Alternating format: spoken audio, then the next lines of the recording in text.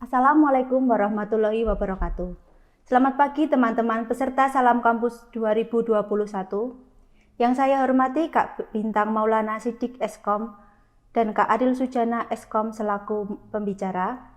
Yang saya hormati Bapak Budi Hartanto Eskom Mkom selaku moderator. Dan tidak lupa yang saya banggakan teman-teman peserta Salam Kampus 2021 yang berbahagia. Pertama-tama marilah kita panjatkan puji syukur kehadirat Tuhan Yang Maha Esa, karenanya kita telah diberikan kesehatan dan kesempatan untuk mengikuti rangkaian kegiatan Salam Kampus tahun 2021 yang dilaksanakan secara daring. Tak lupa selawat serta salam kita haturkan kepada junjungan Nabi besar kita, Nabi Muhammad SAW, yang kita nantikan syafaatnya di hari kiamah nanti. Pada sesi kali ini saya Niti Dwinanda Lestari, selaku pembawa acara pada materi Digital Pioneer Motivation yang akan disampaikan oleh Kak Bintang Maulana Siddiq Eskom dan Kak Aril Sujana Eskom dan dipandu oleh Bapak Budi Hartanto Eskom Mkom.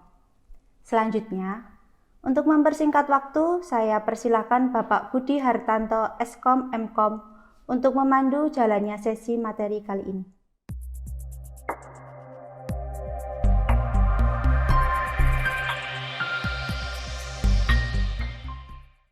Selamat siang, Assalamualaikum warahmatullahi wabarakatuh. Waalaikumsalam. Ya, pada kesempatan siang hari ini ya teman-teman semuanya, kita akan berbicara ngobrol-ngobrol santai dengan Mas Bintang Maulana ya pada sesi atau acara Digital Pioneer Motivation. Pada kesempatan hari ini kita akan ngobrol banyak, kurang lebih sekitar ya 60 menitan lah Mas Bintang ya. Siap. Mengenai motivasi atau apa yang telah Mas Bintang dapatkan selama perkuliahan di STEM Exyonus ini sehingga bisa mendapatkan ilmu yang bermanfaat, sehingga pada siang hari ini Mas Bintang bisa mengeksplor atau membagikan beberapa apa ya istilahnya itu keterampilan atau mungkin hal-hal yang perlu disampaikan ke teman-teman semuanya. Pada siang hari ini perkenalkan ya, namanya Mas Bintang Maulana Siddiq, jadi juga alumni dari STEM Exyonus. Ya, jadi alumni tahun berapa Mas Bintang? 2013. 2013. Angkatan tahun 2013 ya. Jadi Mas Bintang itu asli Solo. Asli Solo. Asli Solo. Kira-kira bisa nggak cerita sedikit ya sebelum kita masuk ke sesi yang nantinya. Kira-kira apa ya motivasi Mas Bintang untuk menjadi seorang pengusaha itu kira-kira seperti apa Mas? Motivasi pertama ya karena aku emang cocoknya untuk wirausaha, Pak. Jadinya aku nggak suka kerja itu dari jam 7 sampai jam 9 atau sampai jam 6 itu terpatok tuh nggak mau. Oh, jadi masalah waktu ya, masalah mungkin yang terlalu mengekang ya itu di jam kerja kan 8 jam ya, mungkin ada yang suka seperti itu, ada yang tidak. Nah, pada kesempatan siang hari ini nanti teman-teman ya akan diberi apa ya semacam pengalaman dari Mas Bintang agar nantinya teman-teman itu ketika nanti kuliah di sini itu mendapatkan ilmu yang sekiranya itu dapat diimplementasikan ketika sudah menjadi alumni atau sudah lulus dari kampus ini. Gitu. Nah, Mas Bintang saat ini sudah menikah, single atau seperti apa? Alhamdulillah udah menikah. Sudah menikah. Baru aja kemarin. Oh, baru kemarin. Langsung satu bulan Maret. Baru satu ya? Satu dulu aja. Satu dulu. Mas Bintang asli Solo ya. Jadi teman-teman ya pasti kan belum tahu ya. Kira-kira Mas Bintang itu usahanya apa kan itu ya? Bisa diceritakan sedikit Mas Bintang kira-kira usaha yang Mas Bintang geluti selama ini apa? Usaha yang saya geluti itu pertama videografi, yang kedua fotografi. Sebenarnya sama-sama sih, sama-sama di bidang multimedia. Kebetulan alhamdulillah aku udah bikin 3 usaha, yaitu bisnis wedding, itu foto sama video juga.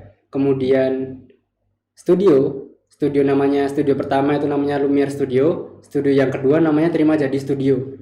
Kenapa tak bikin beda? Karena emang aku target market pasarnya beda.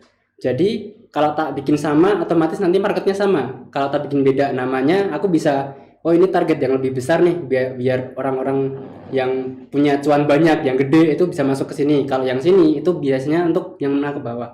Oh gitu ya. Jadi bisa saya simpulkan Mas ya, usaha Mas Bintang itu bergerak di bidang multimedia. Jadi menerima pesanan foto ya, foto video. Jadi apa ya? Kira-kira ilmu yang dulu didapatkan sewaktu kuliah itu apakah dapat diimplementasikan untuk kerja jenengan Mas Bintang atau usaha jenengan? Oke. Sebelum saya merintis ini, kebetulan di semester 3 pas saya masih kuliah ya.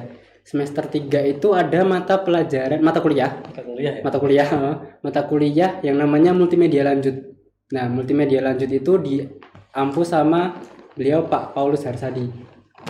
Nah, di situ aku udah dapat basicnya tuh, karena aku dari SMA udah seneng tuh foto sama video. Kemudian dari semester 3 dapat basic dari Pak Paulus Harsadi.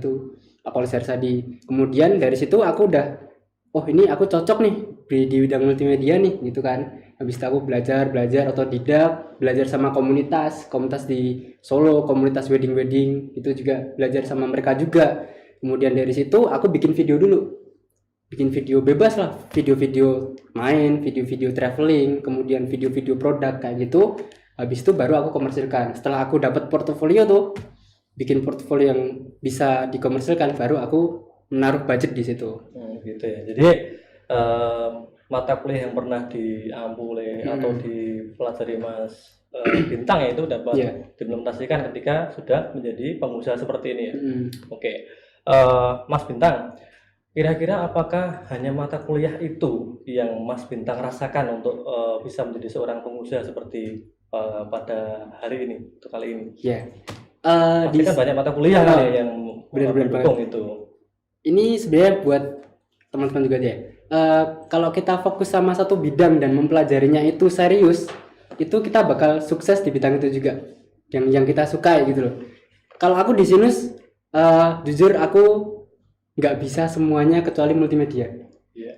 Sumpah itu nggak bisa. Jadi kayak program aku nggak bisa. Desain juga masih aman lah ya, masih dikit-dikit masih di bidang jalur multimedia lah ya. Kalau yang jaringan, program, terus bikin desain web itu aku nggak bisa sama sekali.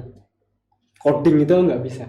Jadi mata kuliah yang kira-kira dapat mendukung di usaha Mas Bintang itu selain itu kira-kira misalkan kewirausahaan itu juga kewirausahaan juga. Kewirausahaan support juga ya. Kan ya.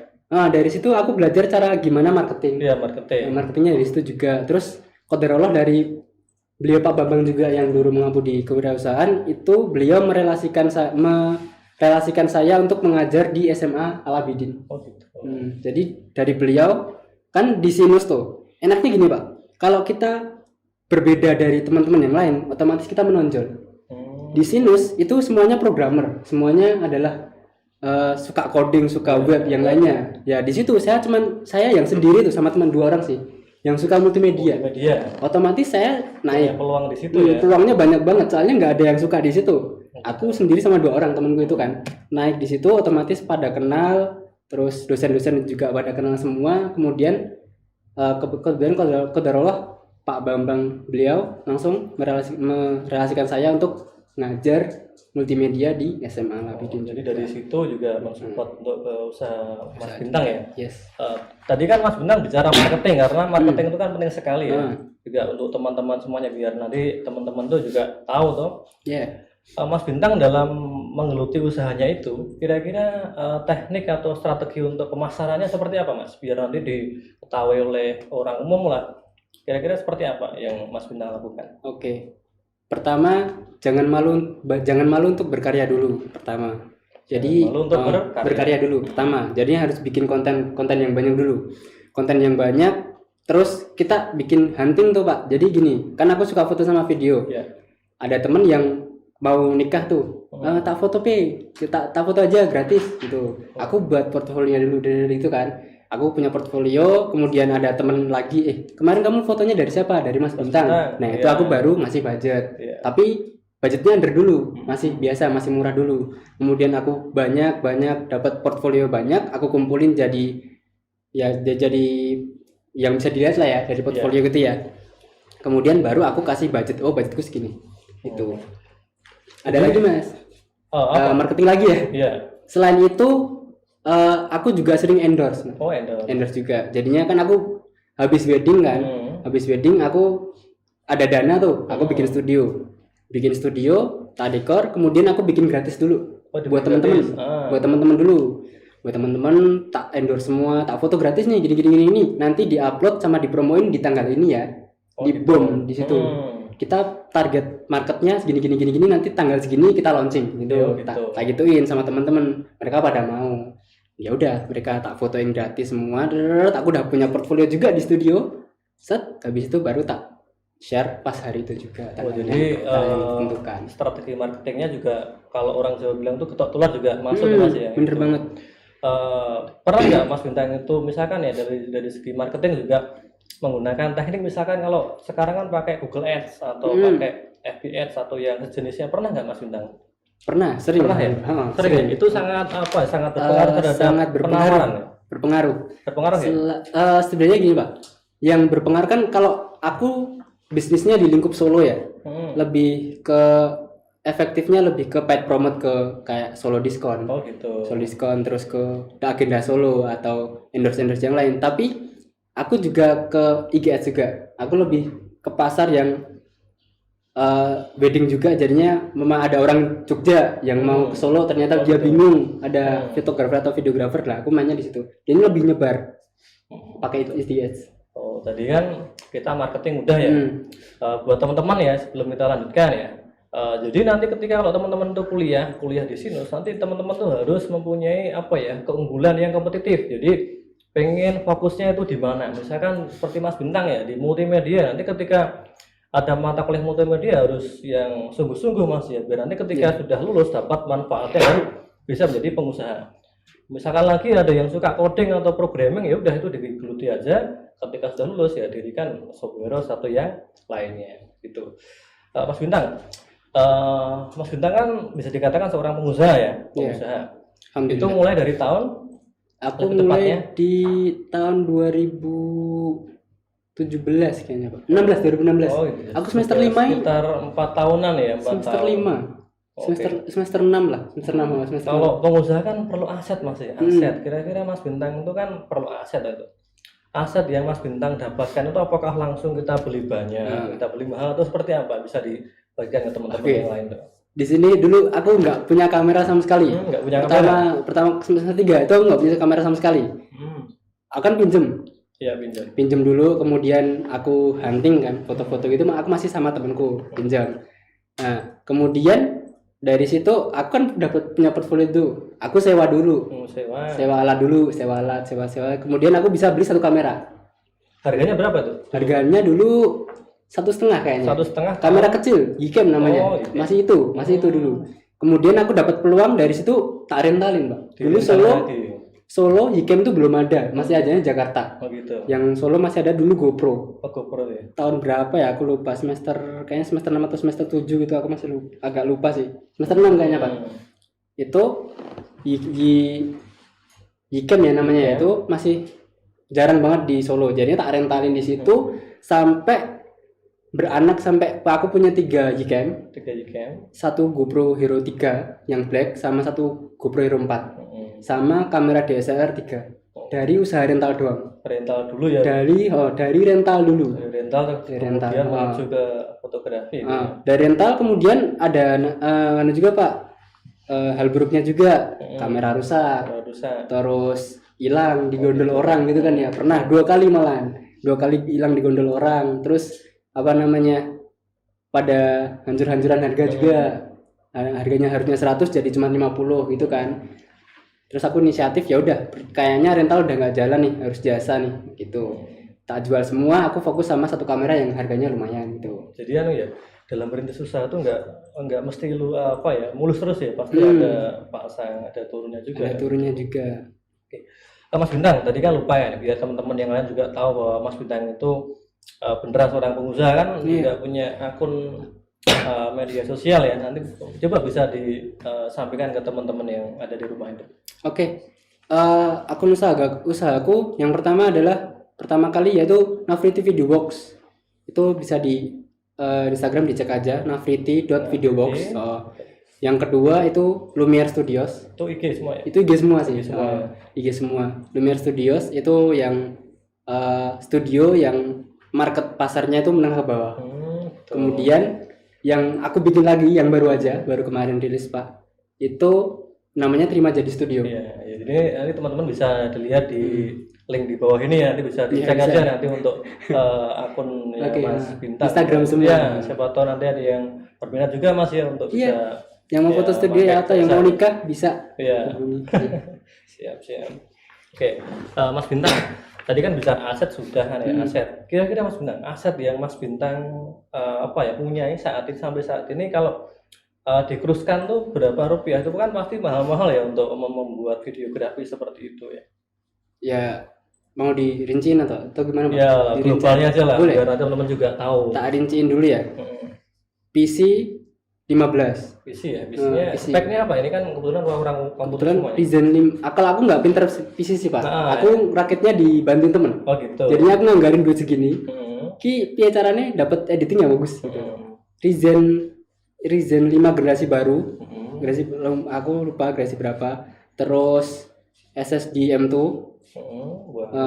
52 berapa sih, 500 GB ya yang tengah tuh 512 ya 512. Kemudian RAM-nya 32. Terus VGA-nya apa ya 1050 Ti atau berapa ya, jadi baru komputer aja udah 15 ya. Kalau ininya 13 sih Pak. Kalau sama monitornya kan 2 juta. Monitor 2 juta ya tanggal 15 gitu. Jadi asetnya itu yang dimiliki kalau yang itu 15 dulu lah katakanlah 15 terus belum lagi kameranya ya. Kamera aku punya Sony A7 Mark II 2. Kemudian punya A6300 2 juga. Kalau di total satu kameranya sekitar 15 sampai 17. Satu kameranya. Belum studionya. Jadi bisa dikatakan seorang pengusaha pure nih kan ya. Mas Bintang dulunya sewaktu masih kuliah ada nggak misalkan keinginan atau harapan pengen menjadi pengusaha atau menjadi apa waktu sebelum menjadi saat ini?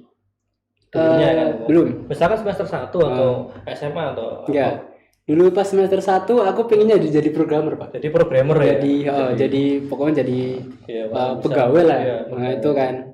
Tapi semester 1 masih aman, masih belum masuk ke coding kan. Di situ aku IPK masih tinggi tuh.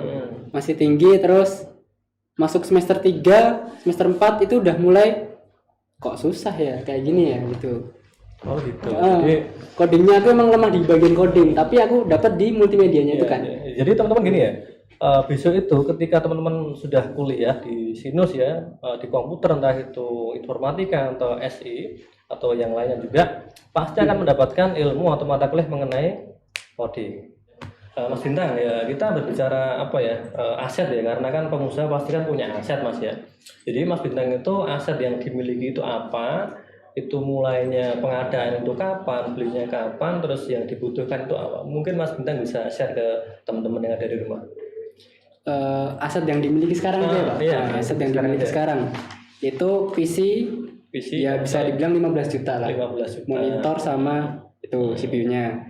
Kemudian kamera ada Sony A7 Mark II itu 2. Satunya sekitar 15. Satunya 15 juta. Kemudian ada Sony A6300 punya 2 juga. Berapa tuh? 2. Itu body only 10 juta. Oh, 10 juta. Bodinya ya? Doang.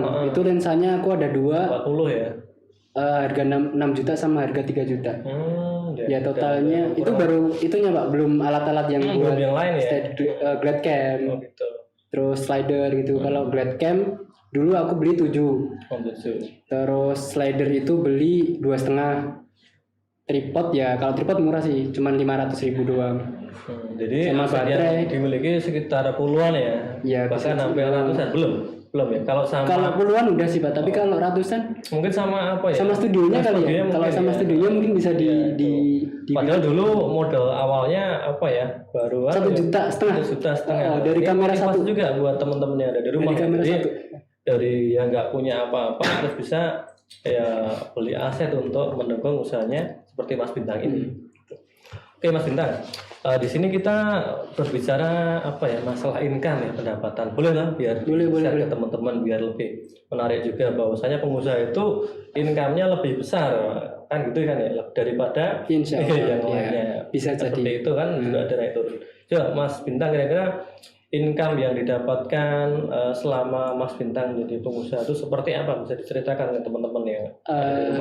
Kalau income sebenarnya nggak menentu ya karena usaha ya. Karena naik turun. Kalau tak kasih presisi wedding aja ya, satu wedding itu 3 juta. Paling presisi paling murah. Paling murah 3 Jadi juta. kalau sebulan dapat 3 ya berarti 9. Itu baru dari wedding. Dari wedding. Terus itu dari wedding video. Kalau ada foto berarti tambah lagi. Wedding foto paling murah harganya 2 juta. Paling murah. Paling murah 2 juta ya. Itu tapi kalau di kepras sama pegawai paling kalau foto dapatnya 1,5. Kalau video 2 juta bersih. 2 juta bersih. 2 juta bersih. Terus dari studio ini kan ada dua tuh. Yang satu ya bisa diambil 2 sampai 5 lah sebulan. 2 sampai 5. Yang ini ya anggap bersih aja ya dia? bersih. Bersih. Yang ini yang studio satunya ya bisa omset kemarin bulan Agustus kemarin 11. Oh 11. Oke. 11 juta. Tapi omset belum sama Yang lainnya ya? belum sama gaji pegawai belum. Padahal ini masa pandemi, apakah juga berpengaruh terhadap income? Nah itu kita main promo Pak. Main promo. Nah, karena mainnya promo, jadi harganya kita up dulu, kita harga yang tinggi tapi kita promo, jadi kelihatan murah. Di situ mainnya. Gitu. Jadi lumayan besar ya dibandingkan misalkan ya karyawan tertarik, tapi ya karyawan yang level biasa. Tapi kalau dilihat dari pendapatannya Mas Bintang ya cukup besar lah kalau di area Solo Raya. Oke Mas Bintang, kira-kira kesan dan pesan selama Mas Bintang dulu kuliah di STEMIC terus sampai saat ini bisa menjadi seorang pengusaha yang bisa dikatakan sukses ya, kira-kira apa Mas? Kesannya pertama lihat lab dulu sih Pak. Labnya kan udah terbagi-bagi tuh, ada lab buat program, ada lab buat jaringan juga, ada lab buat multimedia. Ini beda-beda, udah aman. Kemudian yang lebih bagus sekarang studionya udah, maksudnya gedungnya udah bagus sekarang. Sekarang ya. Sekarang udah pembangunannya oke lah, pembangunannya oke. Ini studio baru juga di sini, studio baru. Kemudian kalau kesannya dulu yang paling kena itu adalah bimbingan dari dosen Pak. Bimbingan dari dosen. Kayak motivasi apa ya namanya, kewirausahaan itu. Gitu. Aku udah punya dari situ. Yang tak ambil itu cuma 2 sih, dari multimedia sama dari kewirausahaan. Yang lainnya nggak begitu aku intens di situ sih. Cuman ya pokoknya orang anti C gitu aja. Gitu. Yang penting bisa sama. Dan mulai di semester 5 aku udah mulai ganti mindset. Kuliah itu perbanyak link. Gitu. Sama ngelatih organisasi. Jadi kayak kalau akan hitungannya jadi bisa dibilang owner ya. Jadinya aku harus bisa menaungi anak buah. Jadinya kalau aku nggak bisa berorganisasi, nggak bisa public speaking, itu kan otomatis nanti hancur kan bisnisnya. Nah, di situ aku belajar dari organisasi-organisasi yang ada di kampus.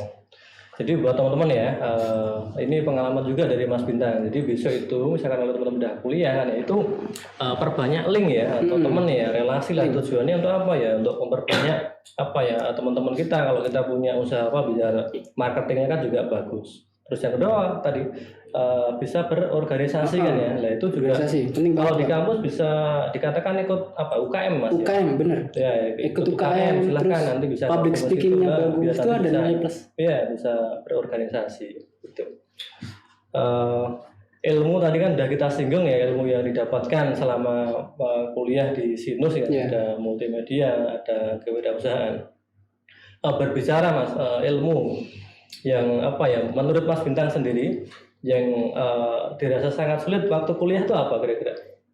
Ini personal kan ya, kira-kira apa itu? Personal. Jaringan Pak itu. Jaringan ya. Jaringan yang lantai 4 C. Itu ya, yang pokoknya itu Pak, relasiin dari komputer 1 ke komputer 2 itu pakai IP itu nggak bisa. Gitu. Programmer coding juga nggak bisa sih Pak. Jadi kita harus fokus pada sesuatu yang sekiranya itu bisa. Tapi kan kita sebagai seorang mahasiswa itu harus bisa. Mempunyai kewajiban untuk bisa di setiap mata-mata kuliah yang telah kita ambil, baik itu yang kita sukai atau yang tidak kita sukai, seperti itu. Alhamdulillah, tapi Pak, aku lulus dengan IPK 34. 34 ya. 34,9. Masih lumayan kan, walaupun aku nggak bisa. Tapi minimal B lah dapat. C cuman ada satu, yaitu jaringan yang Iya. itu. Kira-kira Mas Bintang, ini kan pertanyaan agak sedikit apa ya, personal juga kan ya. Ijazah ya, ijazah. Mas Bintang ini kan secara IPK 3,4 ya. Kira-kira ijazah dan transkrip itu untuk saat ini ya, Untuk Mas saat ini. Bintang ya, digunakan nggak atau dipakai nggak itu? Enggak, Pak. Enggak ya, Enggak. karena kan seorang pengusaha. Tapi teman-teman ingat ya, kalau nanti teman-teman itu kuliah juga harus fokus ke ijazah juga. dan transkrip. Karena apa? Tidak semua orang itu menjadi seperti Mas Bintang, kan gitu toh? Iya. Ada yang menjadi karyawan, misalkan daftar PNS atau pegawai yang lainnya. Kan seleksi pertama itu apa tuh? Adalah Administrasi kan ya, harus punya ijazah. IP yang tinggi, ya, itu harus fokus juga ke situ. yes, Oke. benar sekali. Ya itu Mas Bintang. Nah ini kita berbicara masalah kampus lagi kan ya. Iya. Oke. Berbicara dosen ya. Kira-kira dosen yang paling berkesan buat Mas Bintang itu siapa selama kuliah di STEMIC Sinus ini? Dosen yang paling berkesan ya. Berkesan bagi Mas Bintang ini kan personal juga. Pertama adalah Pak Paulus Harsadi. Pak Paulus. Dia yang mengampu mata kuliah multimedia lanjut, yang bikin aku nge-up lagi di videografi sama fotografi kan. Iya. Kemudian Pak Sabto Pak Sabto sama Pak Wawan yang mengampu KP sama skripsi. Oh gitu. Beliau banyak banget membantu saya di KP dan skripsi. Sangat banyak membantu bimbingan gitu ya. bimbingan dan motivasi semuanya di situ. Kemudian yang keempat Pak Bambang kewirausahaan. KWU kan ya. Di Jadi situ, bisa menjadi seorang pengusaha seperti ini kan, dapat motivasi dari Pak Bambang. Pak Bambang dan beliau yang merelasikan saya untuk mengajar di SMA Labidin, mengajar multimedia juga di situ. Mas Bintang kan gini ya, usaha Mas Bintang itu kan di Solo atau bahkan di semuanya kan ya, itu kan nggak diri sendiri kan ya, ada kompetitor juga. Ada kompetitor. Nah, Mas Bintang bisa share nggak mengenai kompetitor atau ya naik turunnya usaha Mas Bintang itu apakah dipengaruhi oleh kompetitor atau tidak? Jadi Mas Bintang bisa share ke teman-teman yang ada di rumah. Gini, kalau di aku sendiri ya, di wedding, di studio, di semuanya itu aku nggak menganggap mereka kompetitor, Oh, gitu. tapi menganggap mereka itu partner. Partner ya. Karena di Solo itu ada komunitas namanya Solo Wedding SWP, Solo Wedding Fotografi. Oh gitu. Mereka semua wedding fotografi sama videografi itu kumpul jadi satu. Mereka semacam sharing di paguyuban situ, ya? semacam paguyuban. Oh, gitu. Sharing di situ. Jadinya malah gini, Pak, Mas. Mereka tuh saling berelasi. Jadinya sih, jadi kayak gini. Aku pas tanggal ini nggak bisa. Terus tak Bisa lempar dilempar ya, ke kepada temen yang yang lain, bisa ganti. kira-kira mereka mampu gitu. Terus umpama video, aku dapat video tapi foto nggak ada, aku fotonya ambil dari sana. Terus make up juga, make up aku kalau ada job aku nimbrung dong gitu, sama make up juga gitu, sama dekor itu juga semuanya berelasi. Gitu ya. Ini nggak ada namanya kompetitor sih, jadinya lebih enak. Jadi kan bicara kompetitor ya, pasti kan teman-teman yang usahanya sama itu kan apakah apa ya?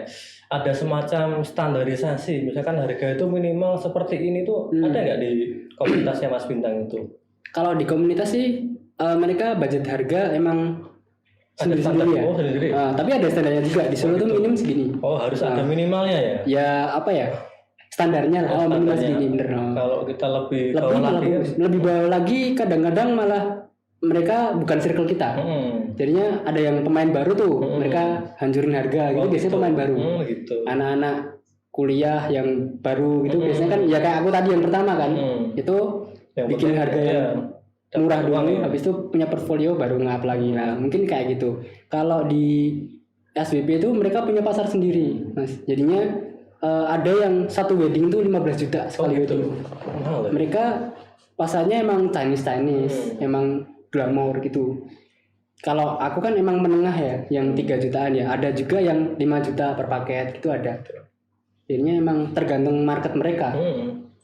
Oke Mas Bintang, kira-kira apa ya terkait dengan usaha ya? Usahanya Mas Bintang kan pasti semua orang kalau pengusaha kan pengen mengembangkan usahanya.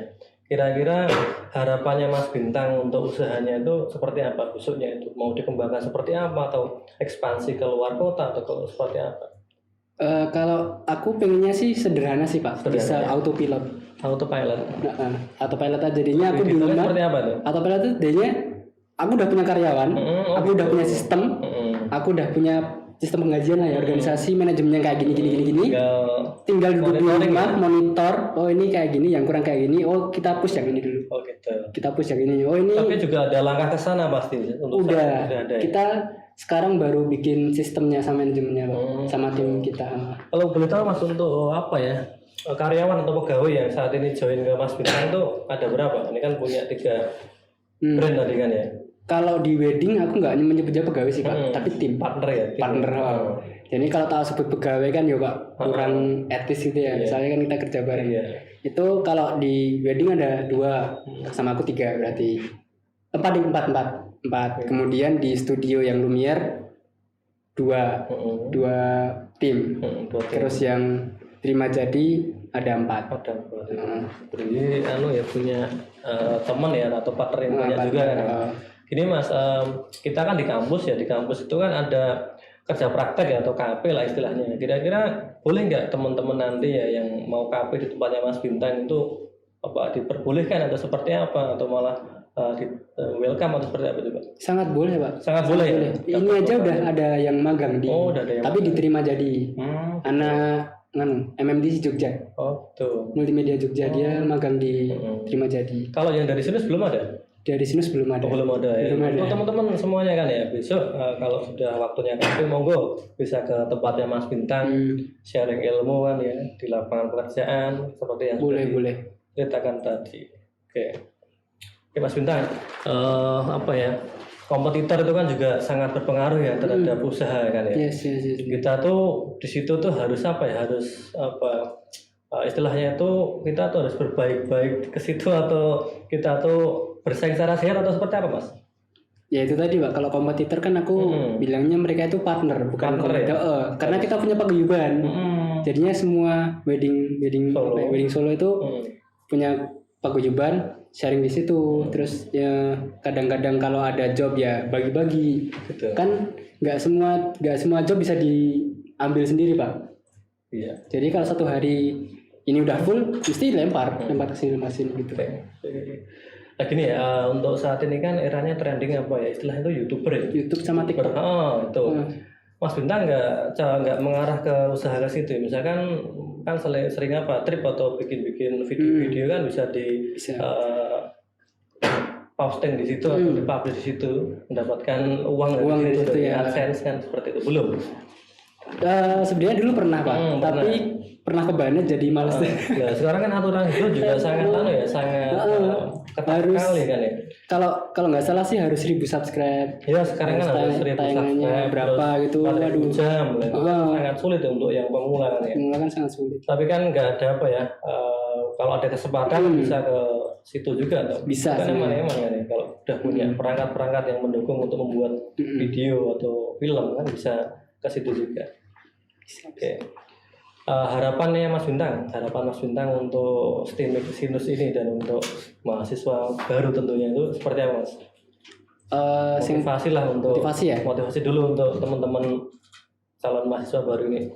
Yang pertama buat mabanya dulu ya. Mabanya itu kalau bisa jangan jadi mahasiswa kupu-kupu. Bener sih kata-kata dosen dulu, jangan jadi mahasiswa kupu-kupu, kuliah pulang, karena kalian nggak akan dapat soft skillnya kayak berorganisasi, terus public speakingnya nggak dapat, teman-temannya juga sedikit nanti kalau langsung gitu kan. Padahal kalau di dunia kerja itu kita butuh berorganisasi, butuh kerjasama. Kemudian dari mata kuliah, kalau nggak bisa, kalau bisa sih semua expert ya, semua expert kalau bisa kan, kalau bisa kan semua expert.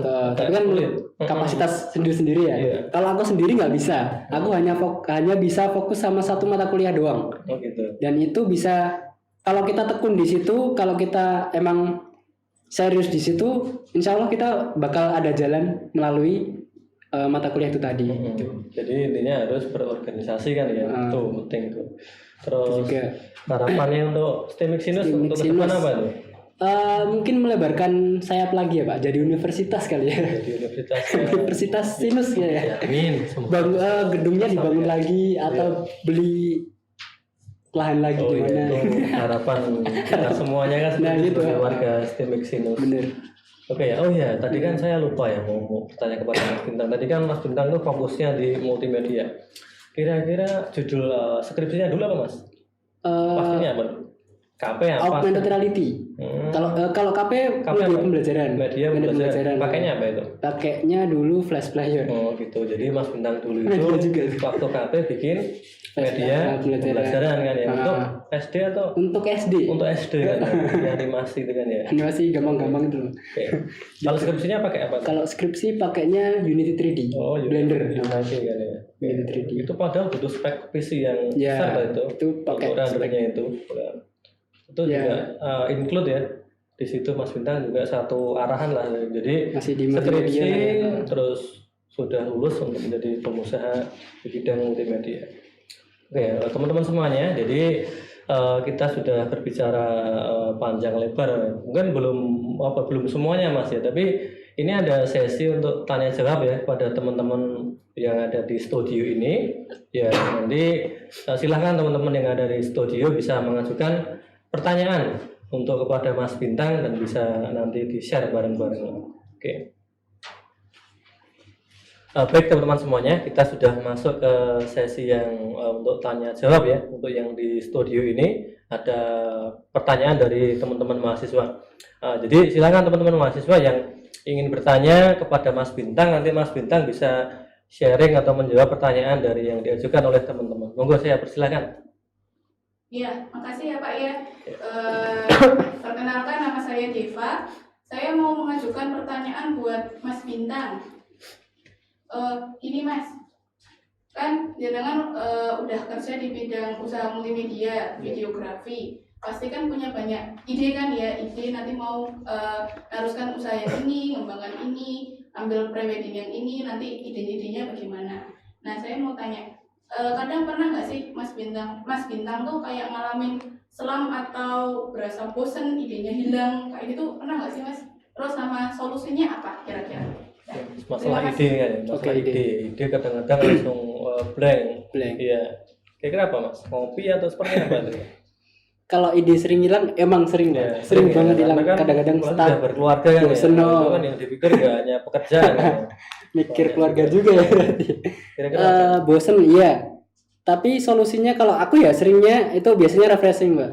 Refreshing sama teman videografer juga. Oh gitu ya. Jadinya kita piknik. piknik. Kita piknik di Mama di TW atau di mana gitu.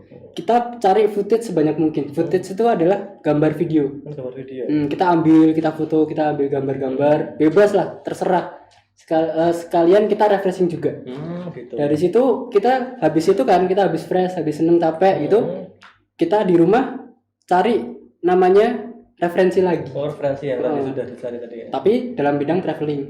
Iya. Mumpung kita kalau biasanya footage-nya bagus, gambar yang kita ambil bagus, itu biasanya kita moodnya langsung nambah. Oh gitu. Langsung otomatis di berlian langsung datang ketika gambar kita bagus. Jadi kuncinya solusinya ya kita refreshing. Refreshing apa betul. ya. Bisa. Tapi refreshingnya harus produktif juga Pak. Iya. Jadinya refreshing jangan sendiri. Maksudnya jangan use refreshing toh itu enggak. Tapi kita sama teman juga, sama tim kreatif juga kan ya. Kita bawa alat juga. Kita bawa alat, kita refreshing, kita shot. Ambil yuk, kita renang sambil diambil yuk gini yuk. Ada transisi baru nih kayak gini ayo buat yuk. Ya kayak gitu set. Nah, kayak gitu. Gitu.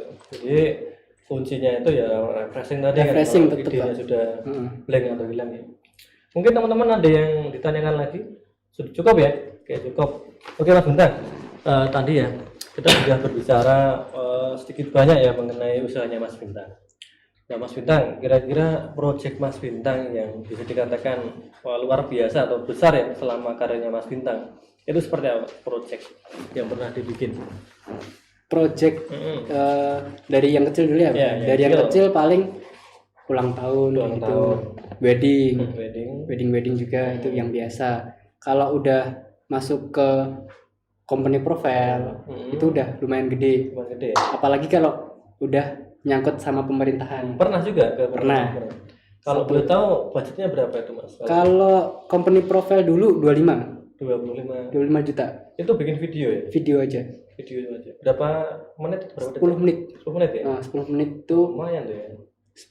25 juta. Oh. 25 juta. Tapi kan itu ada timnya banyak, lumayan banyak. Kemudian yang paling gede lagi di Dinas Pariwisata Karanganyar, Pak. Itu dapat 120 120-an ya. Oke. Itu yang bikin mahal apanya itu Mas? Apakah modalnya akomodasi untuk ke sana atau mungkin apa personilnya atau alatnya sewanya mahal atau seperti apa? Yang bikin mahal itu loh. Yang bikin mahal sebenarnya idenya Pak. Idenya ya. Idenya itu mahal, sama penggarapan per harinya. Penggarapan berapa hari Itu anu ya, tinggal 1 hari jadi ya? Nggak bisa. Kita harus nginep dulu.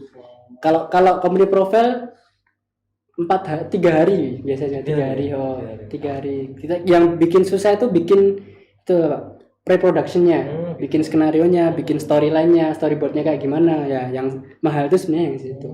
Teknisnya juga susah. Cek juga sampai ratusan sudah tadi kan sampai di project tadi. Project ya, alhamdulillah yang paling gede itu. Kalau dari pengalaman Mas, pengalamannya Mas Bintang kira-kira mengambil apa ya project itu yang paling jauh yang pernah Mas Bintang alami kemana tuh yang paling jauh? Belum jauh-jauh banget sih Pak, paling jauh ya Semarang sama Jogja. Semarang sama Jogja kan ya. Oke. Itu doang. Tapi Mas Bintang berbicara pengalaman ya, kira-kira place atau tempat yang Mas Bintang apa ya dirasa paling bagus selama Mas Bintang berkarir itu di mana itu? Itu Pak. View-nya yang bagus dulu. Jogja, hotel apa ya? Aku lupa Pak. Yang aku pernah nggak wedding di situ. Oh gitu. Di Jogja, hotel yang di Parangtritis apa ya? Hotel apa ya? Aku lupa. San apa itu? Aku lupa. Jogja kan ya. Jogja tapi. Tempatnya Hotel di bagus situ. ya, view-nya bagus ya. Di Kalau situ. alam Mas, misalkan di nuansa alam itu, misalkan di pantai atau di mana pernah ya? Kalau Jarang. kalau pantai ya itu pas nggarap prewedding juga. Kalau pantai kan ya paling gitu-gitu aja tuh Pak.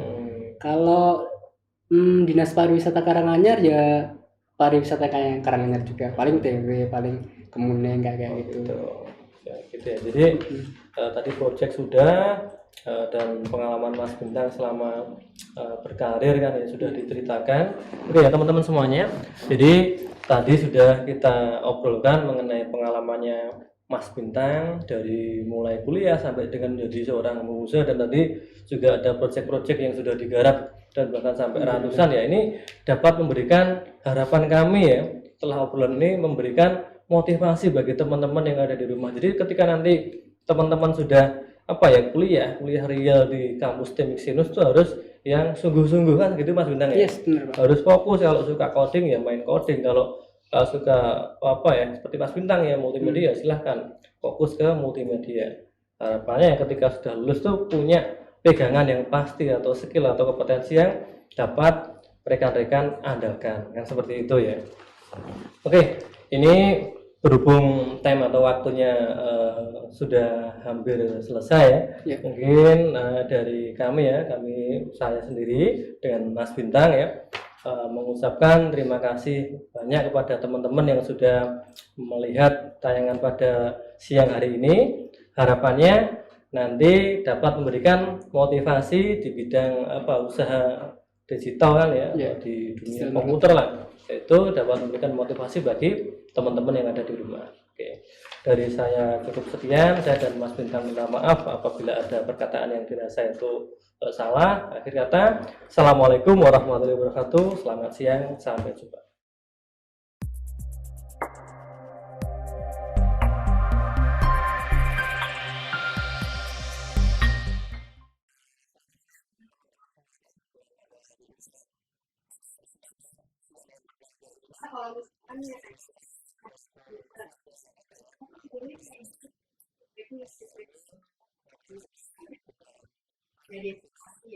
Itu kan kita cuma sok aja, paling kita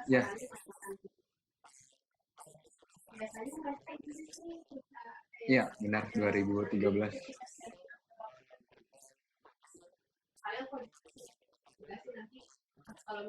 Iya benar. Banyak terus itu bisa ya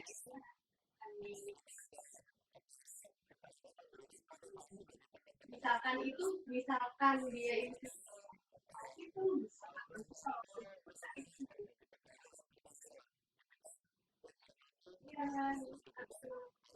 yang feedback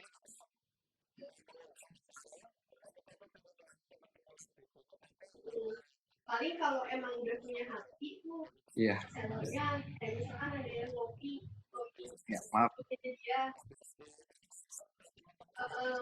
dia baru ada laporan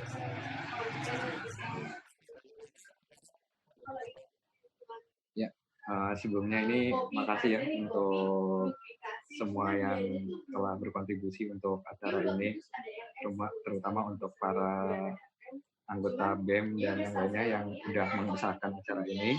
Dan mohon maaf ya, ini saya nggak bisa hadir langsung di tempat. Kalau pengen hadir sih pengen, tapi emang lagi keadaannya kayak begini ya, kita tahu sendiri lagi pandemi dan beberapa daerah memang sedang ditutup ya. Jadi mohon maaf sebelumnya ini, makasih juga nih untuk semuanya. Ini kalau sebelumnya nih, nama saya Ariel Sujana. Saya lulusan STMIK Sinar Nusantara tahun ajaran dulu 2013, masuk lulusnya di 2018. So, kalau iya lulusannya Teknik Informatika S1. Kalau sekarang alhamdulillahnya sih udah kerja, dan kerjanya ini di salah satu perusahaan unicorn dan anak dari perusahaan Decathlon di Shopee sebagai customer operasional dan yang menangani inbound call Shopee Pay.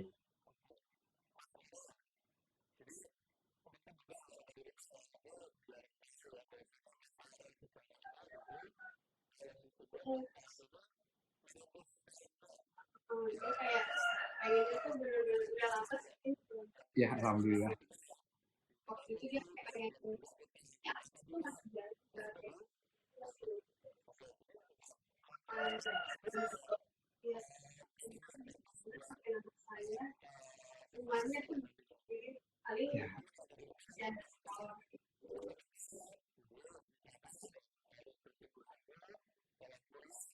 produk kiri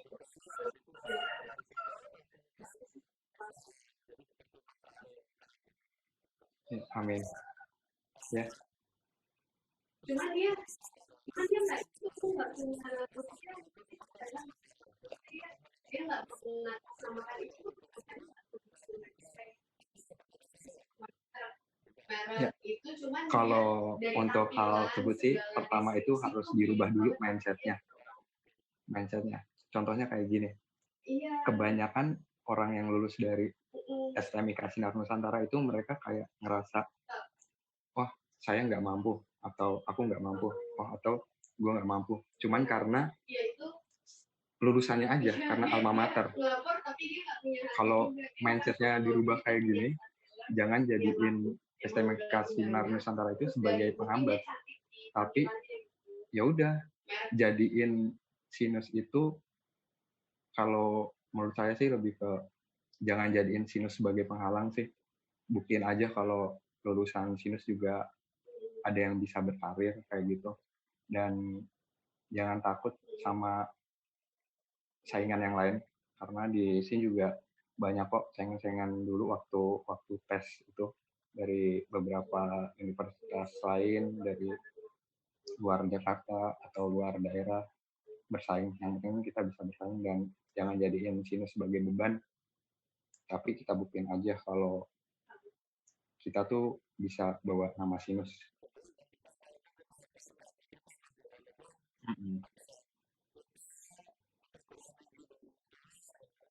Iya.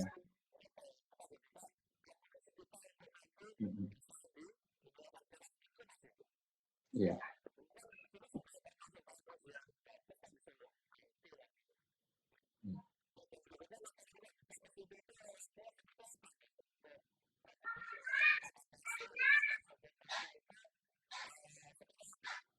Ya, kalau untuk prosedurnya sih ya awalnya kita apply aja langsung ke website sinusnya. Itu terbuka kok untuk kalangan umum, dan kalau untuk informasi lainnya juga bisa lihat aja di IG-nya Shopee, itu biasa juga ada yang job fair atau ngasih lowongan gitu biasanya ada. Terus kalau untuk prosesnya ya sama sih kayak kebanyakan perusahaan lain. Pertama dipanggil, terus tes psikotes. Psikotes itu banyak sih itu tahapannya. Kayak tes gambar, terus tes sinkronisasi, terus tes korannya kayak tes-tes psikolog pada umumnya lah. Tapi itu lama sih, 2 jam kalau nggak salah. Terus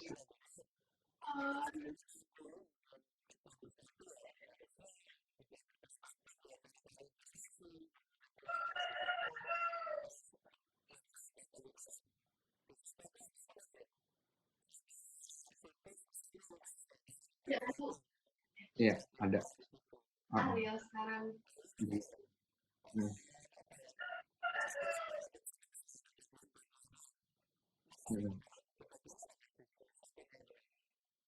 Kalau untuk saya pribadi sih di customer operational di inbound call untuk nanganin ShopeePay. Kan kalau di itu sebutannya L1 sih. Kan kalau e-commerce itu kan ada operasional itu kan ada dibagi 3. L1, L2, L3. Kenapa? Kalau L1 itu biasanya itu dia yang handle customer langsung kayak customer service telepon atau call center, terus email sama live chat. Itu kalau yang di Shopee. Terus masuk kalau udah karirnya bagus kan dari skill kita nih misalnya langsung aku aja deh. Kan aku awalnya itu seller, ngurusin seller. Terus makin lama atau makin naik itu jadi ke ShopeePay. Nah, nanti dari ShopeePay ini ibaratnya itu udah paling tinggi lah ibaratnya dulu itu.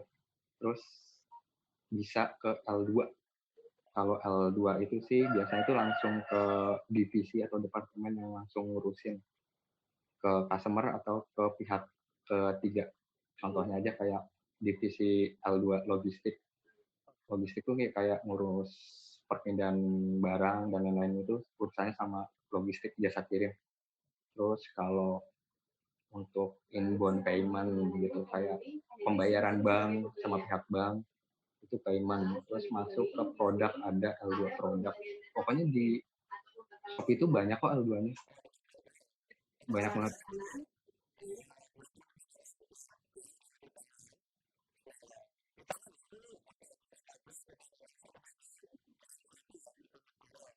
Iya.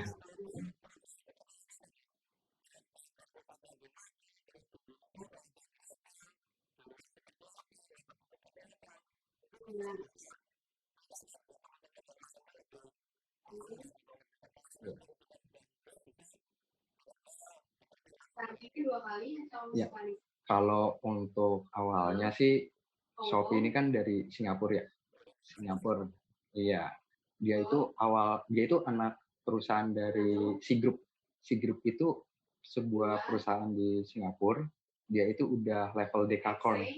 Kan kalau level-levelnya kan kita biasanya dengarnya unicorn, kan ya kayak Shopee, kemudian kompetitor lainnya, dan Dekakorn itu udah di atasnya, di atas unicorn. Terus dari Dekakorn ini, si grup ini punya 3 anak perusahaan.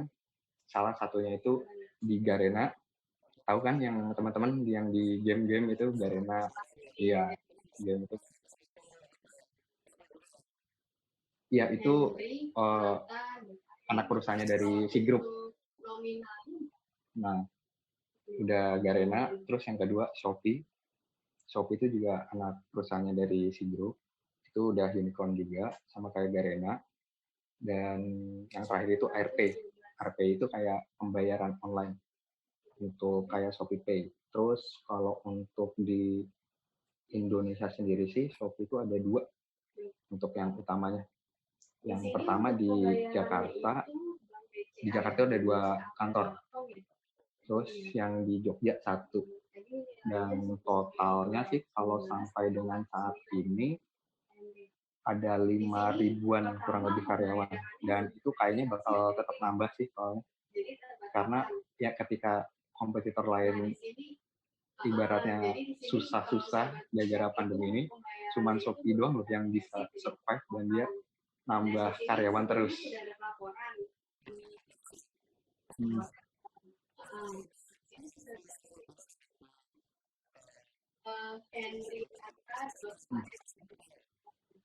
Kalau lahir sih saya sebenarnya aslinya asli Jakarta, tapi Iya, saya asli Belum ada asli email. Jakarta, terus mulai start ke Sragen itu SMP, sampai dengan iya sampai dengan lulus kuliah di sini. Hmm.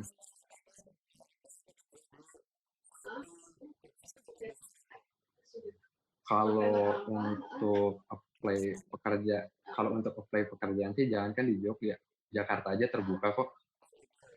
Iya. Sesuai.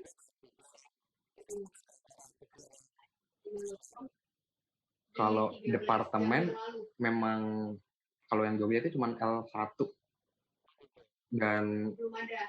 Belum kalau ada. dari segi benefit dan lain-lainnya tetap yang di pusat Jakarta sih, tetap yang lebih ada benefitnya. Iya.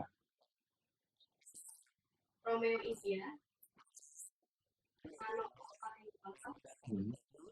Iya. Hotel mana? Edina Hmm.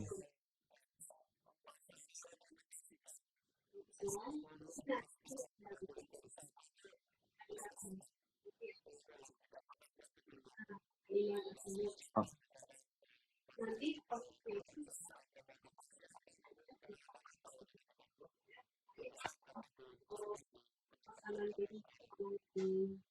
Kalau untuk itu sih lebih ke soft skill ya. Saya juga dulu kan waktu di Sinus, waktu masuk kuliah itu kan juga sempat ya jadi MC seminar regional waktu itu kalau nggak salah. Jurnalistik. Sama yang dulu Sinus kan yang nasional itu yang game. Yang kita ngundang game love itu kalau nggak salah. Itu juga jadi MC dan ya mungkin karena passion juga ya, suka ngomong, suka bicara, ya dapat di Shopee. Terus kalau yang spesifik kayak coding itu malah benar-benar diterapin di Preflight Traveloka. Oh iya, sebelumnya kan aku juga pernah di Traveloka ya, dan pernah juga di Preflight. Di Preflight itu benar-benar yang kayak coding. Preflight itu kan kayak ada ngatur perubahan jadwal, terus ibaratnya gini deh yang gampangannya, kalau ada orang yang mesen di Traveloka, kemudian kan ada waktu pembayaran nih, batas pembayarannya, misalnya 1 jam kalau penerbangan, itu dia nggak bayar, itu yang bersihin itu kita L2 Preflight, itu juga pakai coding. Ya maksudnya kayak ya nggak coding banget sih, kayak basicnya itu kayak di coding, kayak nulis CMD apa-apa, biar gimana caranya itu kursi jadi kosong lagi gitu.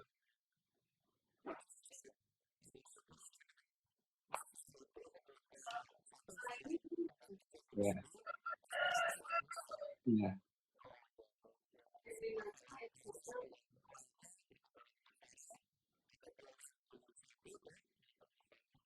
iya.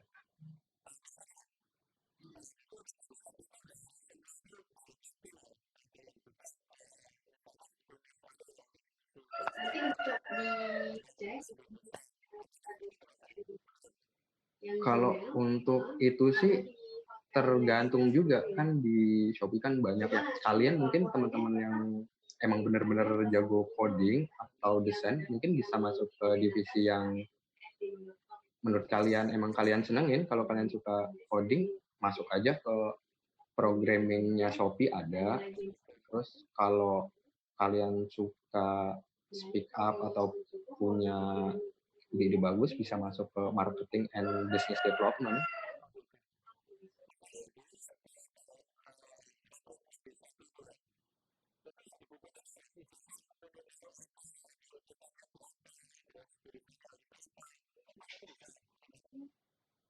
Kalau untuk itu gimana ya? Kalau standarnya itu sebenarnya udah ada ya di webnya Shopee atau di yang lainnya. Itu tinggal dibaca aja. Karena nggak ada spesifik yang... Mm-mm. Tapi rata-rata itu semua jurusan bisa kok. D3, S1 bisa. Oke. bocoran tuh.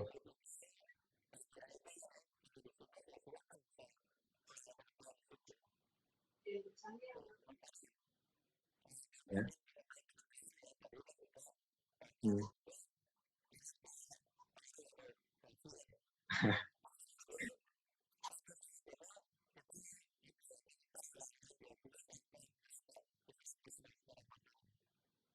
Kalau rank gaji sih tergantung itu juga ya, divisi dan jabatan lain-lainnya. Kan kita kan baru merintis gitu, paling kalau gaji awal sih kan training ya. Training itu kan 1 bulan, tapi cut off gajinya itu di tanggal 25 dan pas aku masuk itu di tanggal 10. Jadi 15 hari kerja dapat UMR Jakarta lah. 4 plus.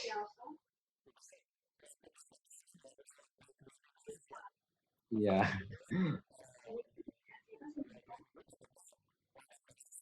Iya. Iya. Kalau sekarang sih kalau udah lewat masa itu sih 5 lebih dapat lah. Iya. Iya. Iya. Iya.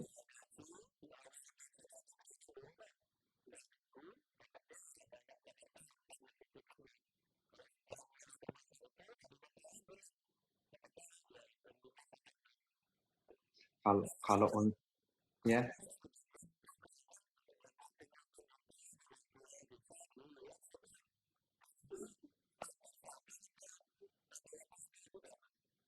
ada level-levelnya.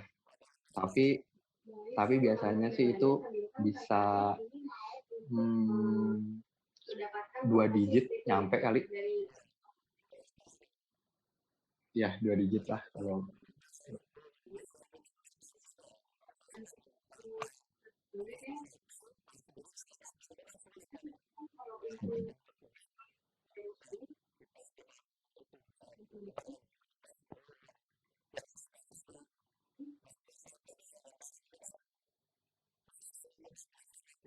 Iya.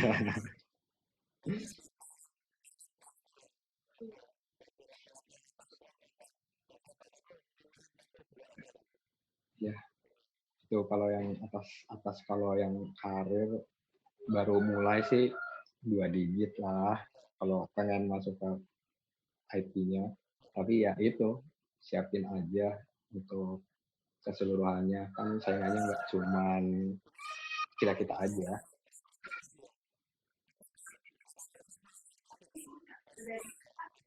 Hmm.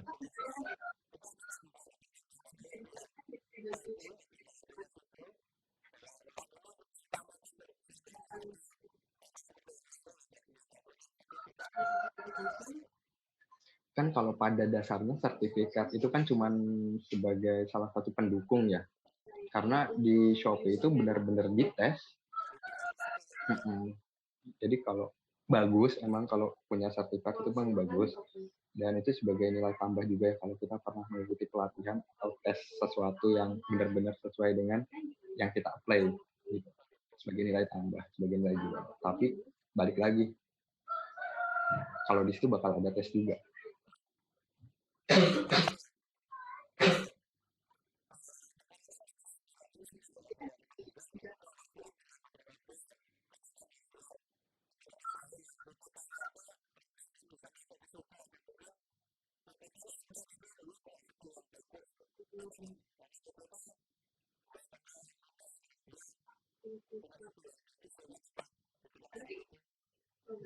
Kalau untuk hal tersebut sih, kalau yang di Shopee itu yang paling diutamain itu attitude atau sikap.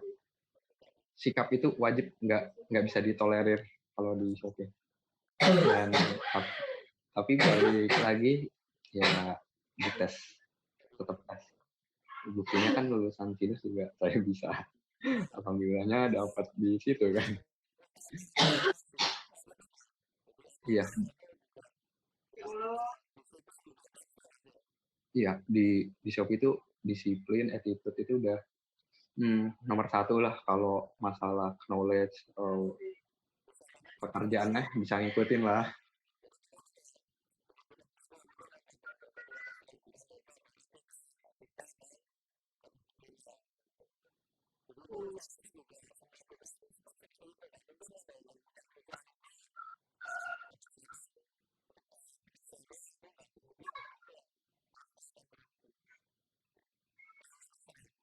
Hmm. Hmm.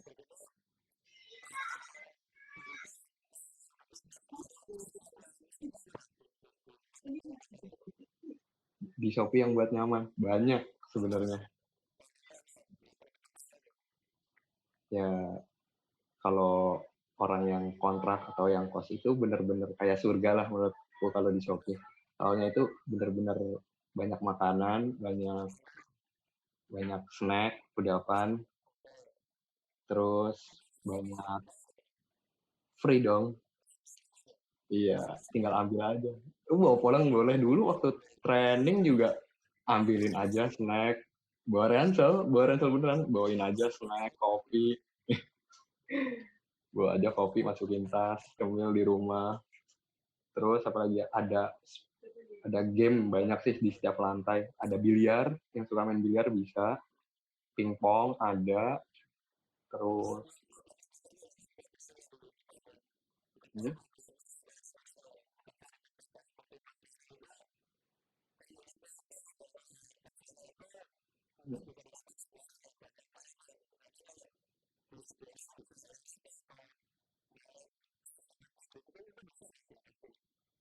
bisa.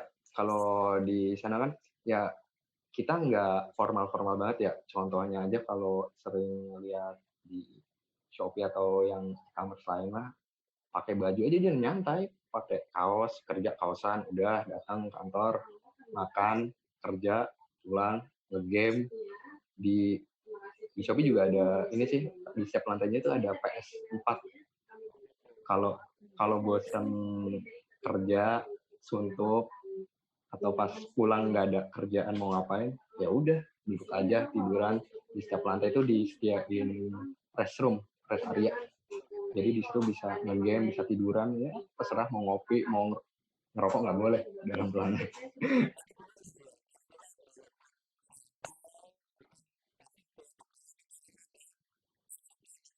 Ya benar, ya benar.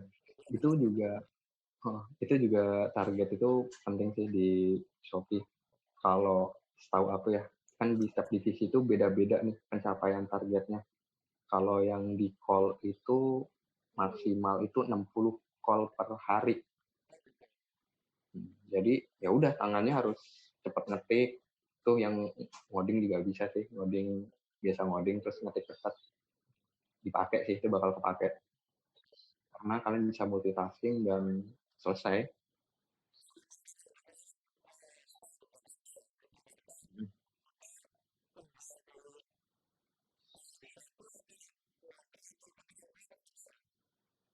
Kalau aku sih alhamdulillahnya masih ada orang tua di Jakarta, masih ya masih ikut orang tua aja. Hah?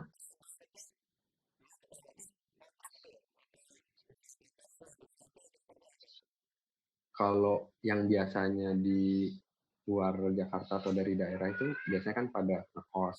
Tapi kan di Shopee juga ada kayak tempat istirahat gitu. Ya udah kalau misalnya males pulang, kalau shift malam, pulang pagi, males pulang, tidur aja di tempat istirahat. Mm-mm.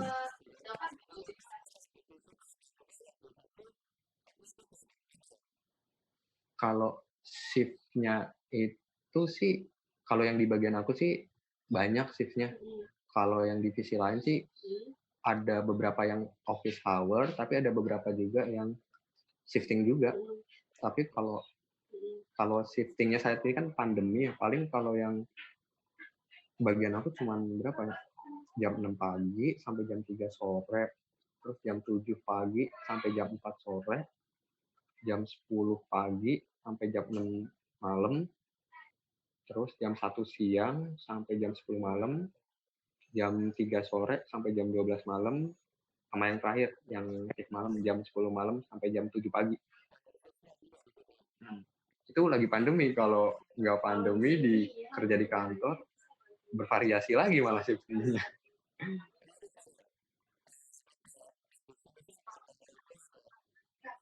Hmm. Hmm.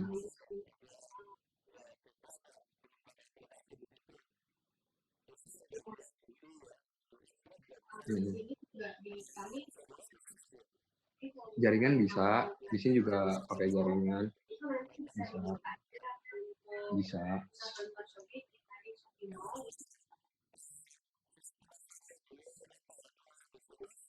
Bagaimana cara sudah kesan di sinus ya. Kesan di sinus sih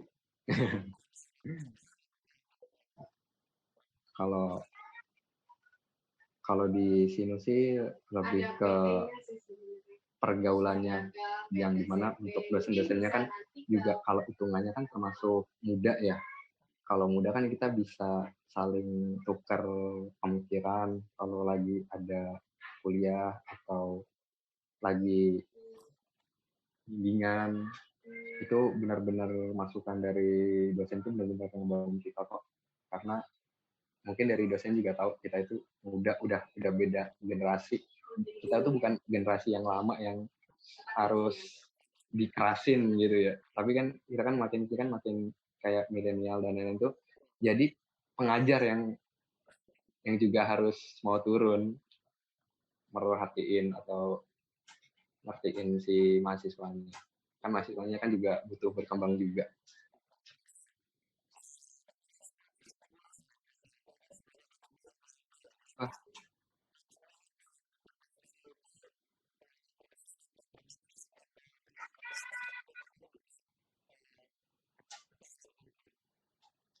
Kalau itu sih sebenarnya semuanya bermanfaat semua ya.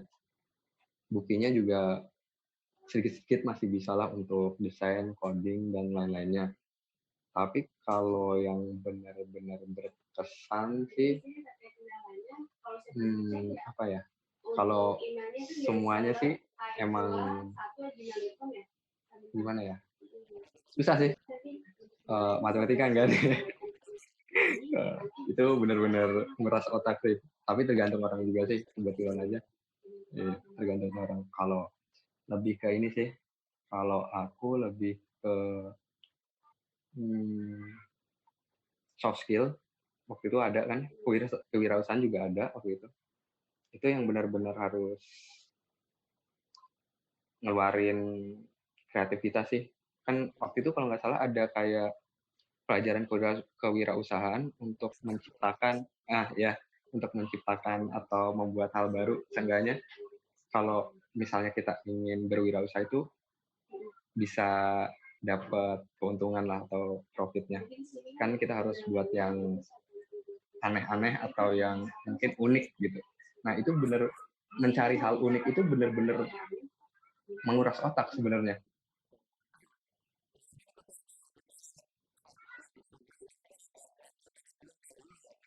Iya,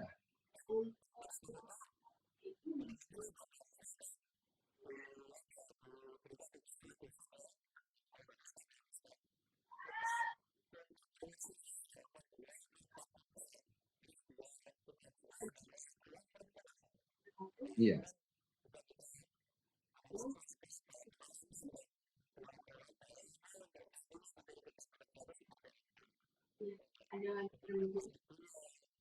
iya,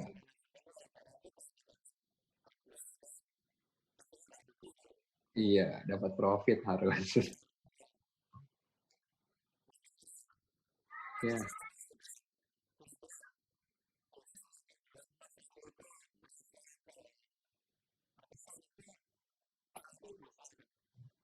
kalau dosen sih mungkin lebih yang ke dekat-dekat aja sih, Pak. Kayak yang pertama lah kayak Pak Sabto. Dia kan pembimbing akademi ya waktu itu.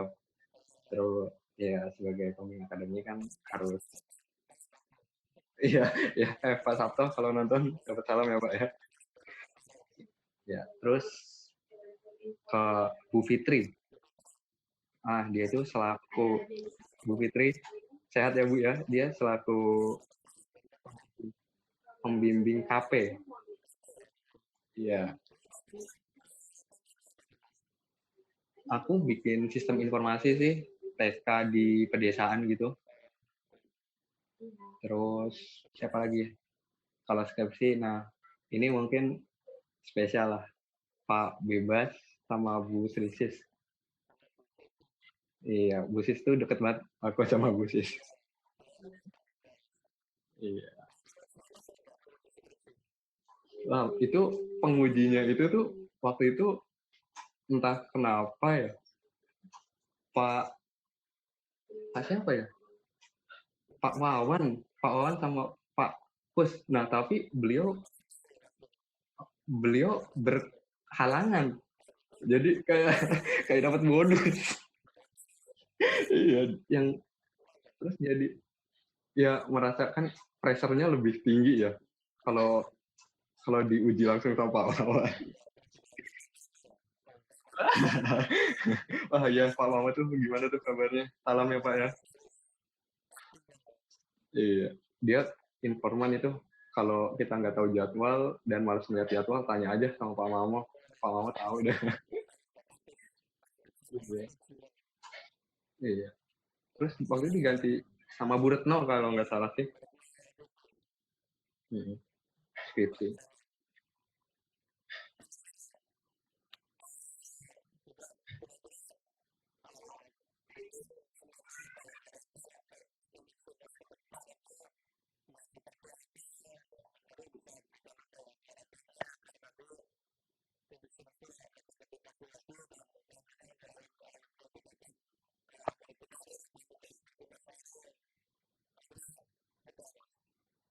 Kalau pertama sih kalau untuk yang sinus ya. Sinus kan aku lihat juga kan di IG-nya dan perkembangan terakhir itu udah bikin gedung baru ya. Ya, nggak tahu itu. Kayaknya gedung baru. Ya udah, semoga untuk kedepannya yang mahasiswa-mahasiswa yang baru, yang di tengah semester atau yang di akhir semester punya semangat yang baru lagi lah. Karena juga gedungnya kan baru, masa ya nggak ada semangat-semangatnya. Iya, semangat baru lah harus ada. Dan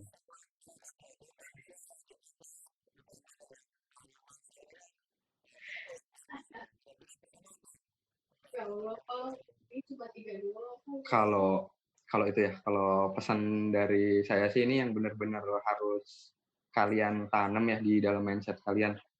Kalau jangan jadiin kampus itu atau alma mater kita itu sebagai penghalang kita untuk berkarir. Karena itu nggak benar-benar nggak bagus. Karena banyak loh orang yang ngerasa kita nggak bisa bersaing. Itu banyak. Itu sebenarnya bukan kesalahan dari kampusnya juga, tapi dari mindsetnya mereka. Mereka nggak mau keluar dari mindset itu. Karena kalau kita berani keluar dari mindset itu, kita bisa bawa nama Sinus lebih tinggi harusnya. Yang penting kita jangan berkecil hati atau ngerasa nggak bisa bersaing dengan yang lain. Buktinya saya bisa nunjukin kalau kita bisa bersaing kok dengan yang lainnya. Yang penting itu sih, jangan ngerasa kecil hati dan rubah mindsetnya. Jangan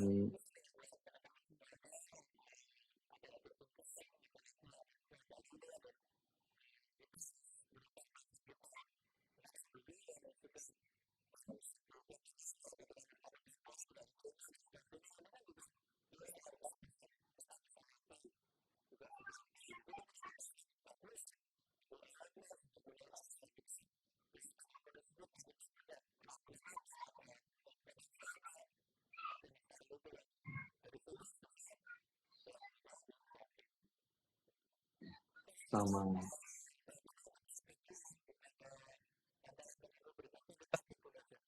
Ya, makasih ya. Ya.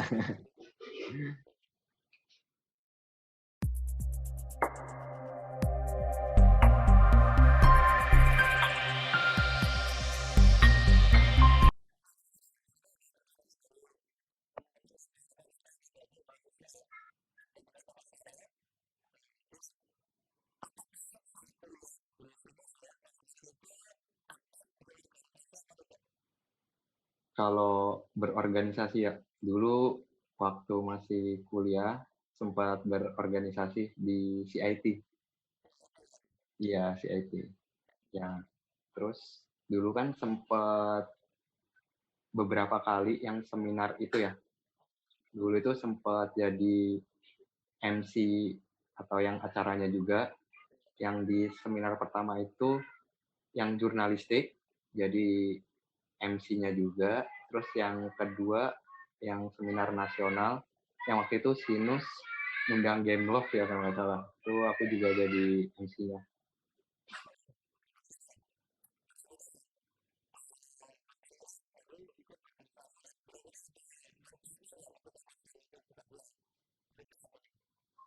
Kalau kalau organisasi sih pasti ada ya, karena setiap kerja ya, karena setiap pekerja perusahaan itu juga kan sebuah organisasi ya, jadi bisa lah nerapin yang kita ikutin.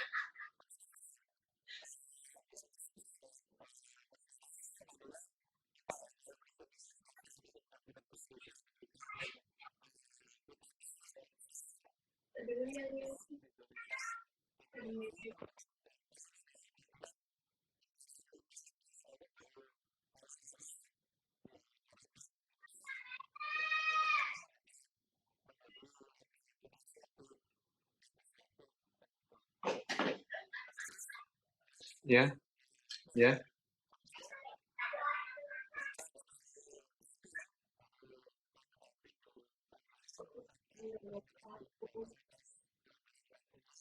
Iya,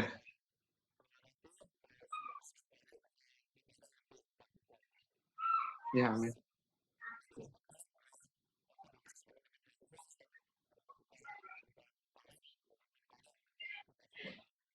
Boleh dong, salam lagi. Waalaikumsalam. Iya.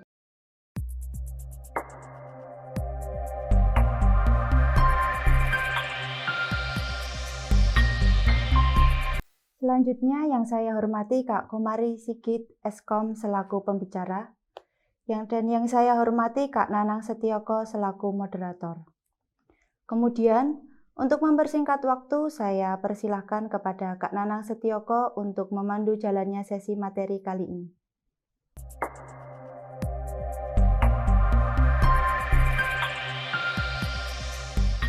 Ya, bismillahirrahmanirrahim. Assalamualaikum warahmatullahi wabarakatuh. Salam. Selamat siang teman-teman semuanya, peserta Salam Kampus tahun 2021 ini. Pada kesempatan kali ini kita akan membahas mengenai materi kita kali ini, yaitu DPM alias Digital Planner Motivation. Kita nanti akan membahas bersama tamu kita kali ini mengenai bagaimana beliau ini merintis karirnya di bidang yang beliau geluti seperti itu. Dan pada kesempatan kali ini kita datang tamu, beliau ini merupakan direktur dari Deksa Purnama, sebuah perusahaan software house di Sukoharjo. Kemudian tentu saja beliau ini merupakan lulusan dari STMK Sinar Nusantara Surakarta. Beliau adalah Komari Sigit. Ya. Selamat siang, Mas. Siang. Baik, pada kali ini bisa sedikit dijelaskan, Mas, jenengan itu usahanya seperti apa, Deksa Purnama ini? Oh, baik. Jadi gini, Deksa Purnama itu perusahaan software house di Sukoharjo ya, tapi kalau ditanya biasanya ngakunya Solo. Jadi di Sukoharjo kita develop software mulai dari manufaktur, terus kemudian kita custom lah, apapun kasarnya, kalau ke customer itu kita ngomongnya apapun kamu mau kita bisa buat gitu ya. Tapi kebanyakan memang proyek kita itu banyak di pemerintahan. Yang mulai dari web base, mobile, terus kemudian kalau yang swasta biasanya kita main di microcontroller. Biasanya itu yang biasanya kita buat. Baik. Jadi seperti itu kurang lebih gambaran dari Deksa Purnama. Iya. Ya, jauh sebelum dibuat, pas zaman kuliah dulu Mas, mau tanya-tanya sebentar. Jenengan masuk Sinus tahun berapa Mas kalau boleh tahu? Saya D3 itu 2001 ya saya. Saya angkatan 2001. Iya. Jadi belum ada, kampusnya belum seperti ini, Iya, sekarang iya. sudah luar biasa. Terus kemudian saya transfer S1 itu kalau nggak salah di tahun 2011. 2011 saya transfer iya. S1. Jadi sekarang posisi S1 di STEMIC juga. Oh, lulusan sini Iya. juga transfernya ya? Siap. Iya, iya. Pas berkuliah di Sinus tentu saja kan dapatin ilmu-ilmu yang tentunya berhubungan dengan IT ya Mas. Nah, Iya.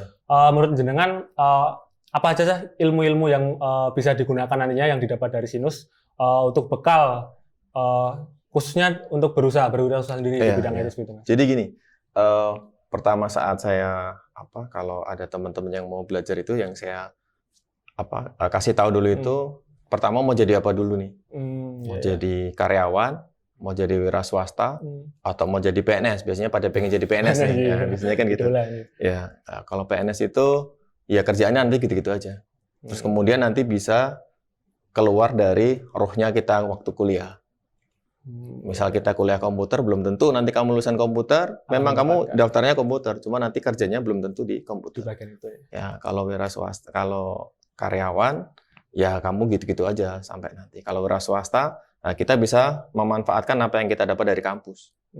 Banyak. Nah, kalau saya, karena saya dari kampung ya, saya dari kampung.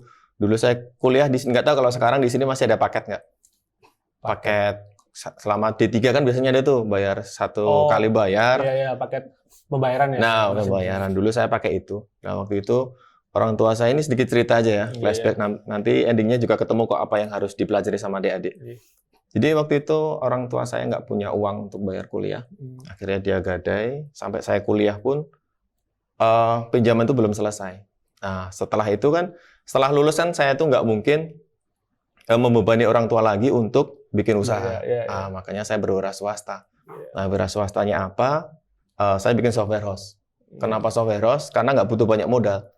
Jadi nanti adik-adik itu apa ilmu yang di sini itulah dijadiin modal. Diimplementasikan. Nah, implementasikan. Ya, jadi yang kalau kita setelah milih wira swasta dikerucutkan lagi nih software house kan. Ya, untuk membuat sebuah software itu yang paling penting itu adalah analisa dan logika algoritma. Analisa dan Jadi nanti adik-adik kan kalau dulu ada tuh analisa, terus sama logika algoritma kalau nggak salah Pak Wawan waktu itu yang ngajar. Sampai sekarang saya nggak tahu kalau sekarang. Masih ada. Masih ada. Nah, jadi itu penting. Jadi nanti adik-adik taunya itu nanti saat implementasi baru tahu. Iya. Nah, itu yang penting itu kalau saya sih. Kalau coding itu terserah. Bahasa program itu terserah mau pakai bahasa apapun nggak masalah. Yang penting logikamu jalan. Iya, sebagai dasar berarti Nah, sebagai dasar. Jalannya aplikasi itu nantinya Betul, seperti apa. analisis sama Iya. logika algoritma. Itu sih kalau buat adik. Ya, berarti untuk adik-adik mungkin teman-teman maba mungkin yang ingin berkecimpung silakan dikerucutkan dulu nanti ya Mas. Iya. Kerucutkan mau jadi apa Mau dulu. jadi apa dulu. Terus dispesifikan nanti baru bisa apa saja yang perlu dipelajari dalam kuliah. Betul. Jadi jenengan nanti waktu kuliah itu bisa tepat sasaran gitu loh. Saya Iya. masuk kuliah mau jadi apa, pelajari ini gitu ya Mas. Iya, betul. Baik, terima kasih. Iya. Kemudian mungkin ada dosen favorit Mas di Sinus dulu. Siapa ya? Saya pernah diusir dosen waktu itu. Diusir Mas. Yang ngajar algoritma siapa ya? Yang ngajar HTML. Siapa Pak? Teguh ya, Pak Teguh. Oh, Pak Teguh. Nah, Pak Iya, Teguh. Pak Waktu Teguh. itu kita itu dapat HTML itu cuma 1 SKS kalau nggak salah. Ya, 1 SKS itu berarti 1,5 jam, 1:45 menit lah. Pertemuan ini. Nah, itu pun langsung di lab. Waktu itu kan memang saya nggak tertarik dengan HTML. HTML, ya. Nah, waktu itu sempat diusir. Kemarin pas akreditas juga begitu ada beliau, saya ngomong sama beliau. Akreditas kampus kan kemarin juga ngisi juga. Nah, saya ngomong sama beliau, minta maaf. Tapi ternyata disitulah tempat saya makan. Iya. HTML itulah tempat saya makan sampai sekarang. Sebenarnya nggak peduli Ya, nggak bilang peduli. ya. Dan sampai diusir dari Iya. ruangan. Itu Pak Teguh. Ya, berarti yang paling berkesan lah ya Siap, sama iya. kuliah. Pak Teguh. Ya, selanjutnya kehidupan kuliah, lulus akhirnya habis lulus langsung merintis atau Oh ya, jadi setelah lulus itu saya semester 5 karena saya kasarannya itu harus menumpang hidup juga. Iya. Jadi kuliah aja Membantu sudah keluarga ya. juga ya. Jadi saya semester 5 itu memang saya semester 5 harus kerja. Semester 5 harus kerja. Kerja. Nah, akhirnya saya kerja semester 5 saya ganti kelas malam. Oh, D3 saya ganti kelas malam. Tapi ternyata ada plus minusnya. apa itu, Mas? Untuk adik-adik saya sarankan kalau kuliah ya kuliah, kerja aja. Saya pernah ngalamin soalnya. Fokus juga ya. Iya, fokus. Jadi kalau semakin kamu kuliah sama kerja, fokusmu beda, entah nanti ada yang dikorbankan. Kuliahmu pasti mundur. Nah, di semester 5 nilai saya mulai jatuh jelek, tapi mau gimana lagi, saya juga butuh makan. Juga, ya. Nah, nanti itu pilihan, opsi aja. Nah, itu saya semester 5, terus saya mulai bekerja di perusahaan. Saya jadi tukang ketik waktu itu. Tukang ketik. Tukang ketik. Tapi saya dari kerja itu bisa ngumpulin modal. Modal Ya, buat saya buka rental komputer. Rental komputer. Rental komputer, terus kemudian saya kerja di swasta. Saya ngerantau ke Jakarta. Kebetulan kakak saya software juga. Jadi dia developer software di kliennya Angkasa Pura. Jadi jadwal penerbangan dia yang bikin. Saya 2 bulan di sana. Jadi mengimplementasikan apa yang ada di sini. Saya implementasikan di sana, belajar, sudah oke, saya balik ke sini. Terus kemudian saya dikerja di swasta. Saya staf ahli bupati 2 tahun. Terus akhirnya nggak cocok juga. Akhirnya saya keluar, saya kerja lagi di swasta, tapi masuk swasta gentle. Maksudnya gini, saya masuk di situ, saya ngomong sama manajernya bahwa saya punya usaha. Saya punya usaha, saya di sini cuma cari status. Jadi saya berangkat jam 8, pulang jam 4. Tapi saya komit, kerjaan tetap selesaikan. Ya, itu berjalan 5 tahun. Ternyata Dexa ini semakin tumbuh berkembang. Semakin berkembang. Berkembang luar biasa. Kliennya juga alhamdulillah udah mulai besar. Akhirnya saya pamit. Pamitnya juga gentle, aplikasi udah selesai, tinggal dipakai. Ya. Akhirnya sampai sekarang saya fokus di Dexa. Berarti setelah itu ya. Itu tahun berapa kalau boleh tahu pembentukan awal Dexa itu? Dexa itu rilis 2011 kalau nggak salah. Itu belum berbentuk badan hukum, baru rancangan-rancangan aja. Jadi memang lama sih kalau adik-adik mau membentuk sebuah usaha itu memang prosesnya itu harus dinikmati, naik turunnya memang lama. Tapi tapi pasti ada hasilnya kok. Luar biasa. Dulu berarti awal-awal Dexa dibentuk itu marketing jenengan itu gimana untuk mempromosikan usaha jenengan dulu? Nah, jadi gini, kalau adik-adik mau mulai usaha, pasti kan ada penjajakan pasar tuh. Lihat dulu, kita mau ke pangsa pasar sih. Ya, jadi kalau kamu punya sama-sama produk air mineral, dia pasti punya pangsa pasarnya menengah ke atas. Sama kayak saya. Jadi saya waktu staf ahli 2 tahun itu, ternyata peluang bisnis software di pemerintahan itu besar. Banyak orang yang bilang di pemerintahan itu nanti ditipu, bayarnya mundur. Justru di pemerintahan itu 100% pasti dibayar. Pasti. Karena duitnya pasti ada. Iya, anggaran dari atas lah ya. Nah, itulah makanya saya tutuin pasar dulu. Pasar udah ketemu, ya udah, saya fokus di situ. Berarti langsung menyasar ke pemerintahan itu ya? Iya, terus akhirnya sampai sekarang existing, alhamdulillah udah luar biasa. Baik. Kemudian tantangan sendiri dari awal membutuhkan sampai saat ini apa saja sih tantangan-tantangan dalam berwirausaha seperti itu, Mas? Yang dilalui. Kayak saya lalu itu banyak, Mas. Jadi gini, karena saya balik lagi saya dari kampung ya, jadi saya nggak ngerti cara mendirikan sebuah perusahaan seperti apa. Ditipu tuh pasti, kehilangan duit itu pasti ya, sama 100 juta pun. Iya, jadi itu memang tantangannya di situ. Itu kalau materi. Tapi kalau tantangan yang lainnya sih, alhamdulillah nggak begitu besar. Besar. Ini kalau memang kita komit sama sebuah project, tantangannya deadline itu harus diselesaikan. Itu aja. Deadline harus diselesaikan.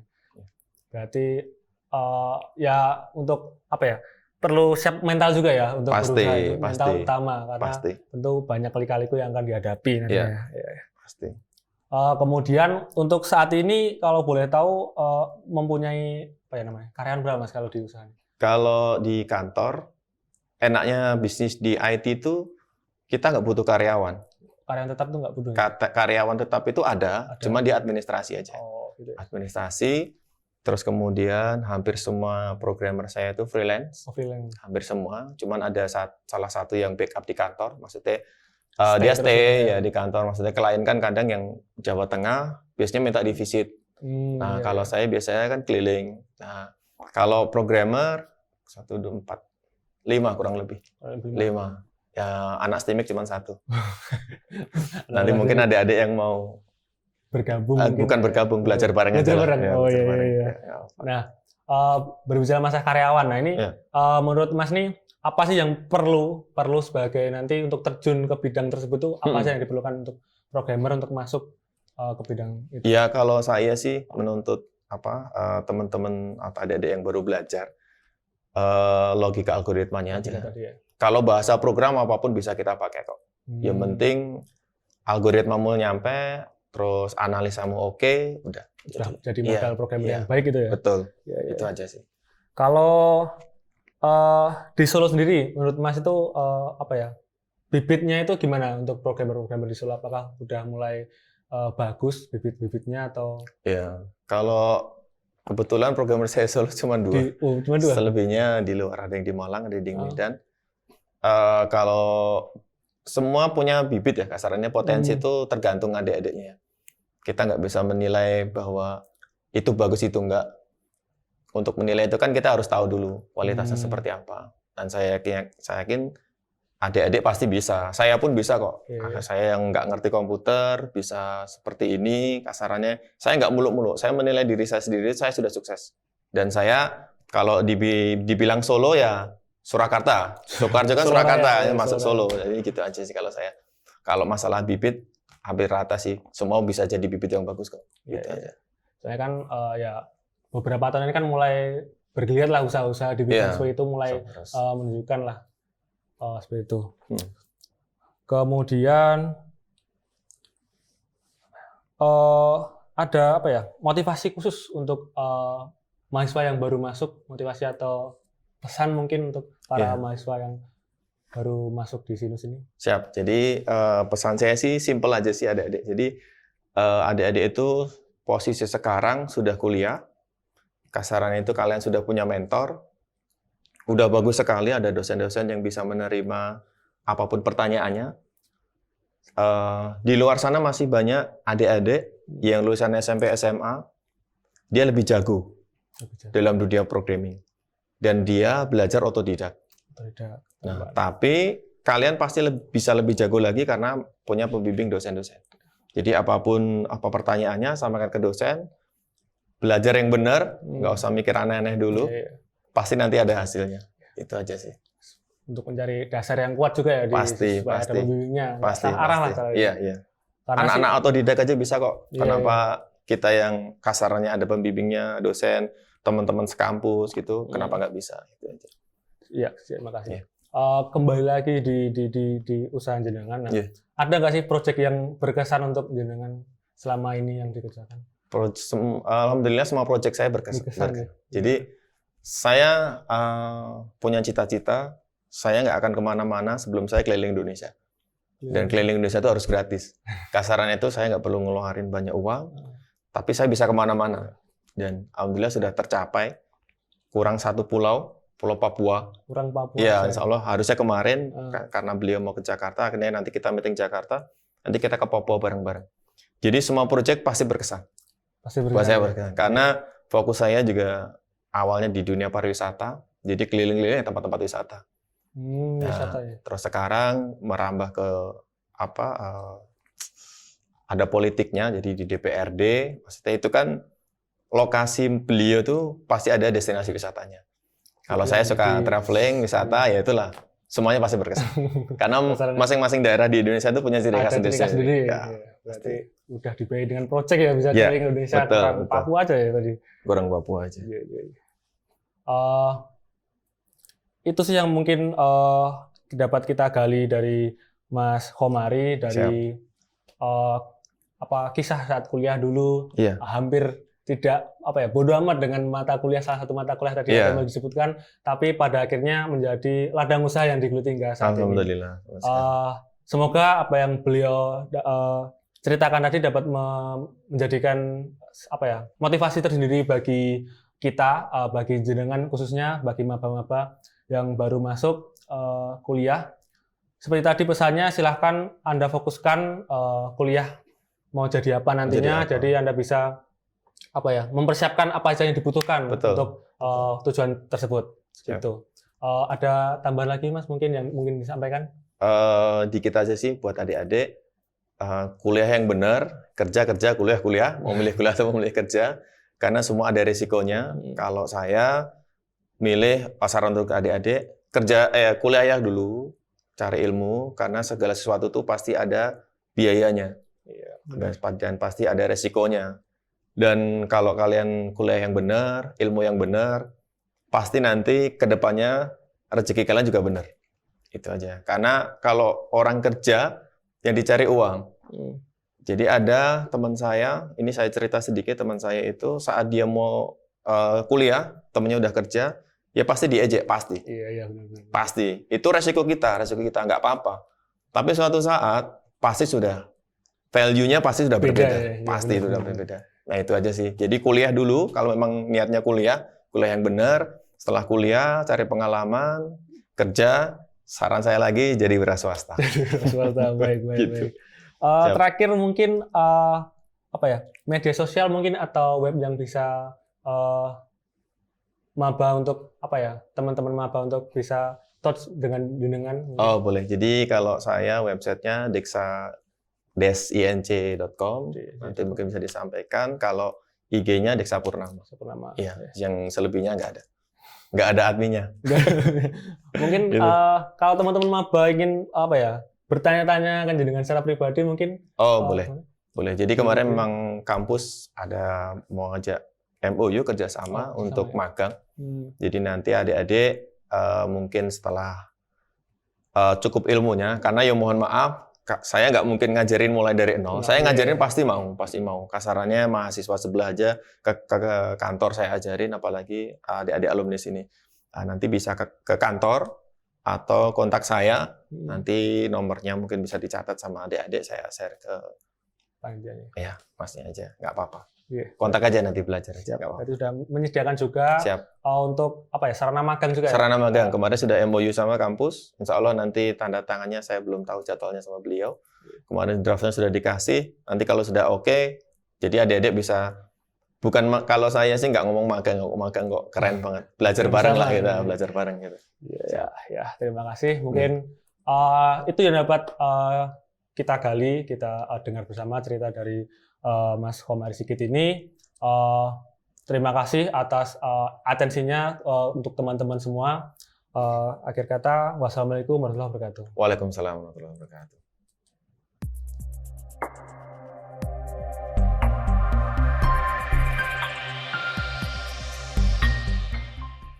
Terima kasih kepada Kak Bintang Maulana Sidik Eskom, terima kasih kepada Kak Aril Sujana Eskom, dan terima kasih kepada Kak Komari Sigit Eskom atas materi yang telah disampaikan. Terima kasih juga kepada Bapak Budi Hartanto Eskom Mkom, dan terima kasih kepada Kak Nanang Setioko yang sudah memandu jalannya sesi materi kali ini. Itu tadi penjelasan tentang materi Digital Planner Motivation. Semoga apa yang telah disampaikan dapat dimengerti dan dipahami dengan baik oleh teman-teman mahasiswa baru sekalian. Kemudian jangan lupa untuk mengisi form review materi di akhir acara, yang nantinya linknya akan disampaikan oleh kakak pendamping kalian masing-masing. Terima kasih atas perhatiannya. Mohon maaf apabila ada salah kata yang kurang berkenan di hati teman-teman semuanya. Wassalamualaikum warahmatullahi wabarakatuh. Salam Kampus 2021, membangun insan cendekia bersama Sinar Nusantara.